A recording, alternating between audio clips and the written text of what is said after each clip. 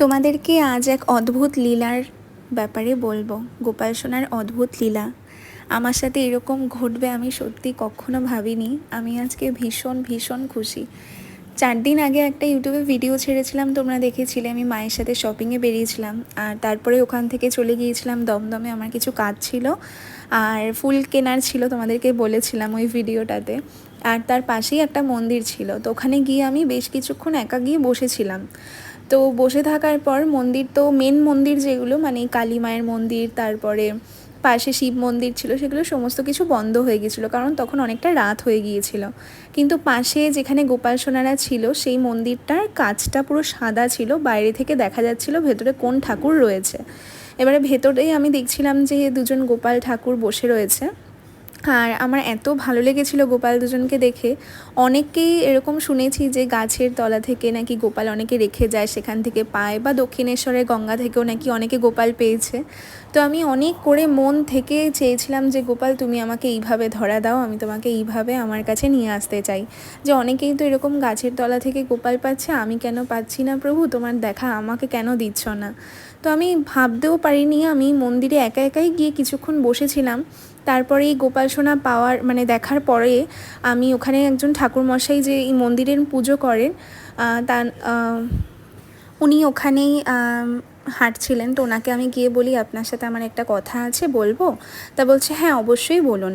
তাই বললাম এখানে এই দুজন গোপাল সোনা আছে, তো আমি এখান থেকে একজন গোপাল সোনাকে কি পেতে পারি, আর তার বিনিময়ে আমাকে কিভাবে কি প্রসেস আছে, বা কত টাকা দিতে হবে, বা কি কি দিতে হবে আমাকে বলবেন, আমি সেইভাবে এখানে গোপাল সোনাকে নিয়ে যেতে চাই।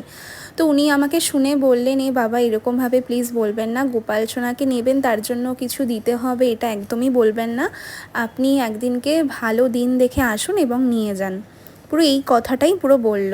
আমি না রীতিমতন শুনে ওখানে কি বলবো, আমি পুরো হয়ে দাঁড়িয়ে রয়েছি যে সত্যিই মানে এইভাবে যে রাজি হয়ে যাবে আমি সত্যিই ভাবিনি। হয়তো আমি ভেবেছিলাম যে বলবে যে না এগুলো তো দেওয়া যাবে না, এগুলো মন্দিরে, আমি সেটাই ভেবেছিলাম। কিন্তু আমি কল্পনাও করতে পারিনি যে আমার একটা কথার থ্রুতেই উনি এরকম একটা কথা আমাকে বলবে। তারপরে আমাকে বলল যে আপনি একটু দাঁড়ান, আমি কমিটির কিছু লোককে ডেকে আনছি যারা হেড আছে এখানে।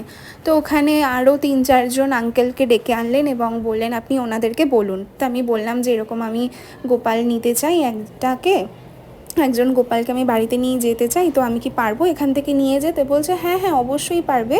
এখানে একটা গোপাল, একজন মানে দুটো গোপালই, মানে দুজন লোক এসে বলে গিয়েছে যে এখান থেকে নিয়ে যাবে, কিন্তু একজন কনফার্ম করে গেছে যে নিয়ে যাবে, আর আরেকজন সে অনেক দিন অনেক মাস আগে বলে গিয়েছিল, বাট তার আর কোনো দেখা নেই। তো হয়তো গোপাল সোনা আমার কাছে আসবে বলেই এইভাবে বসেছিল ওখানে। তো আমি বললাম ঠিক আছে তাহলে আমি নেব। তো আমাকে বললো যে আপনি একটা ভালো দিন দেখে আসুন, এখানে মাকে পুজো দেবেন, আপনার মনের যেইটুখানি ইচ্ছা সেইটুখানি দিয়ে মাকে পুজো দিয়ে যাবেন। তো আমি এখানে মায়ের জন্য একটা মালা, মিষ্টি, তারপরে দক্ষিণা আমি আমার সাধ্য মতন দিয়েছি, যতটা পেরেছি আমি চেষ্টা করেছি মাকে দেওয়ার। আর সেই দিয়ে আজকে ভালো করে মাকে পুজো করলাম। আর যাওয়ার সাথে সাথেই ঠাকুরমশাই আমি যেই মালাটা নিয়ে গেছিলাম ওটা পরিয়েও দিল, আর এত সুন্দরভাবে পুজো দিয়েছে। আর সবথেকে বড় কথা কি, ওনাদের বিহেভিয়ার ভীষণ ভীষণ ভালো।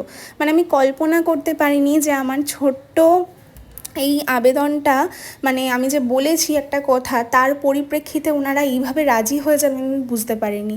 তারপরে আমাকে বললো তুমি কোন গোপালটা নেবে বলো, নিজে পছন্দ করে নাও, কারণ যে কনফার্ম করে গেছে সে কোনো ঠিক করেনি যে কোন গোপালটা নেবে। তো আমি পছন্দ করে দেখছি এত মায়ায় ভরা মুখটা পুরো আমার দিকে চেয়ে যেন বসে আছে গোপাল সোনা, যে কতক্ষণে মাম্মার কাছে যাব। তো এই গোপাল কিন্তু হোলির সময় পূজিত হয়েছিল এবং তখন রং সমস্ত কিছু মাখা ছিল। তাই জন্য আমাকে বললো তুমি বাড়িতে গিয়ে সুন্দর করে পরিষ্কার করে নিও। আর আমি ভেবেছিলাম আসার সময় গাড়ি বুক করে আসবো, তারপরে আমি ভাবলাম যে না আমি হাতে নিয়েই বসতে পারবো। আর অদ্ভুত কীরকম, মানে এই গোপাল কিন্তু প্রচুর ভারী, আমি কি করে হাতে নিয়ে বসে এতটা দূর আমি আসলাম আমি নিজেও জানি না। অদ্ভুত এক শক্তি হয়তো ভগবান আমাকে দিয়ে রেখেছে। আমি পুরো ধরে নিয়ে ঠিক আমি বাইকে করে বসে আসলাম, আমার একটুও কষ্ট হয়নি, একটুও ব্যথা হয়নি, কিচ্ছু না। মানে আমি কি বলবো, এই লীলা আমি হয়তো আমার সারা জীবনে ভুলতে পারবো না। কিভাবে যে আমি গোপালকে পেলাম, আমি বলতে বলতে না ভীষণ ইমোশনাল হয়ে যাচ্ছি যে আমার মনের আশাটা ভগবান এইভাবে পূর্ণ করবে আমি সত্যি ভাবিনি। আমি খুব খুব খুশি হয়েছি গোপাল সোনাকে পেয়ে। আর কি বলবো, গোপাল সোনাকে এসে আগে খেতে দিলাম। অনেক দিন গরমের মধ্যে বসেছিল গোপাল সোনা, আর ওই গোপাল সোনাও খুব তাড়াতাড়ি আরেকজনের কাছে চলে যাবে। তো আমি আজকে ভীষণ ভীষণ খুশি এই গোপাল সোনার অদ্ভুত লীলা দেখে। রাধে রাধে, হরে কৃষ্ণ।